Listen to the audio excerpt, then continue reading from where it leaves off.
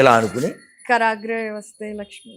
నిన్న కూడా యోగా డే అవును. పిల్లలకి చెప్పాను ఇంత శ్లోకాలు అవి రావు కదరా తల్లులు, అందుకని ఇలా అనుకుని ఇలా చూసి హరి హరి హరి హరి హరి హరి హరి హరి. హరి.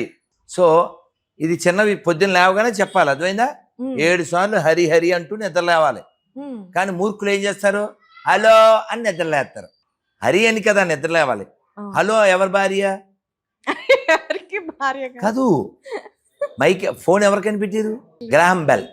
గ్రాహం బెల్ యొక్క లవర్ పేరు హలో. హలో. ఓకే ఓకే, అక్కడికి వెళ్ళిపోయారు. సో మనందరికీ పవర్ఫుల్ లవర్ రాముడు ఉన్నాడు కదా, కృష్ణుడు ఉన్నాడు కదా.